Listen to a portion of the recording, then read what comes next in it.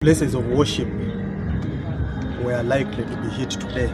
They also got information that one terrorist had already been sent out.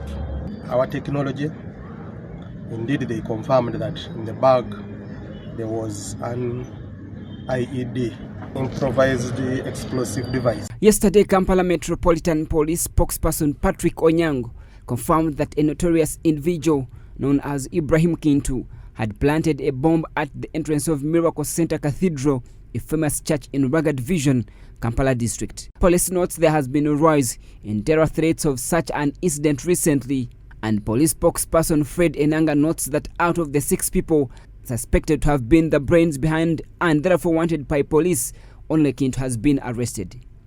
Enanga adds that they have successfully detonated 6 improvised explosive devices in the areas of Namwaya, Lunguja and Kayanja zone.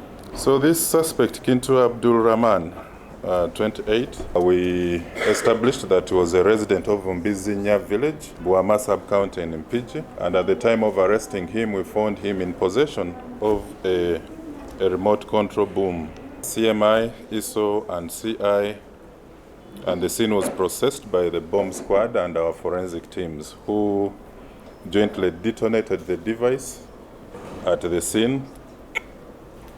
And of course, the scene was re-examined and we recovered several items which showed that this was an IED that was constructed using a food flask. It led to the recovery of 3 additional IEDs yesterday, and today we've managed to locate another 2 IEDs, one in Bunamwaya, in one of the lodges, and then another one around the Mabito hub. So altogether, joint security agencies have managed to locate 6 IEDs. Enanga has called on the public to be vigilant and watch out for any strange happenings in the areas of residence or workplaces. A threat environment still exists. To Miracle Center, it was a food flask, but it could be any other object, which calls for being very vigilant, where if you observe any unusual activity or behavior, it is important to immediately alert the police. Meanwhile, the traffic police spokesperson Michael Kananura says that 468 crashes had occurred last week,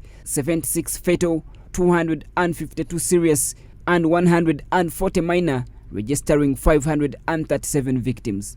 Kananura also notes that over 300 drivers have been arrested in Fika Salama operations for driving beyond the 100 km/h speed limit on the Kampala-Entebbe Expressway, and 10 that disobeyed police are bound to face consequences. We have so far arrested 391 drivers who were captured by CCTV cameras for driving beyond the speed limit along Kampala Expressway. Out of these, 10 drivers refused to stop, were all charged with offenses of driving above the prescribed speed limit and failing to comply with the directives of the police officer. Also, the Internal Affairs spokesperson Peter Mundei has said that the number of foreign nationals trying to acquire the Ugandan passports is high.